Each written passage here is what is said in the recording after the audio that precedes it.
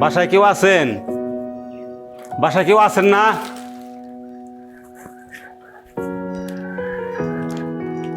জি uncle, কিছু বলবেন? মা, সামনে তো রোজা, আমি মুড়ি বিক্রি করি, এই মুড়ি ঘটা যদি রাখতেন। আঙ্কেল, আব্বা তো 2 বস্তা মুড়ি নিয়ে আসছে। আমার মনে হয় যে 2 বস্তা আনছে পুরো রোজার মাসটা হয়ে যাবে, আমাদের আর মুড়ি লাগবে না। ঠিক আছে মা। কি আসলো রে মা? ও আব্বা, মুড়িওয়ালা আসছিল। ও আচ্ছা। আরে ফারুক ভাই, আপনি মুড়ি বিক্রি করতেছেন, কিন্তু আপনি তো ভালো একটা চাকরি করতেন, আপনার এই দুরবস্থা কেমন করে হলো? হ ভাই, আমার ভালো একটা চাকরি ছিল, হঠাৎ করে আমার চাকরিটা চলে যায়।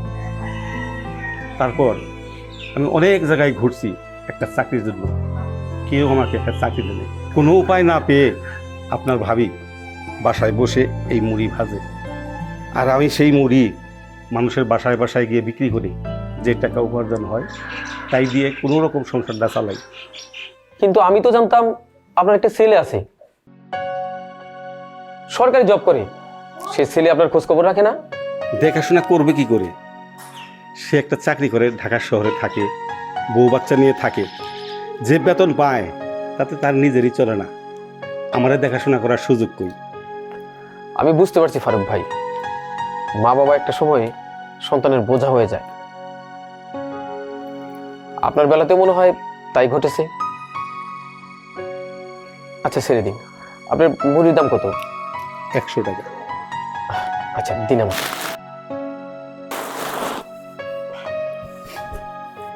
এই নিন টাকা। মুড়িটা নিয়ে আমার খুব উপকার করলেন। আসসালামু আলাইকুম। ওয়ালাইকুম আসসালাম।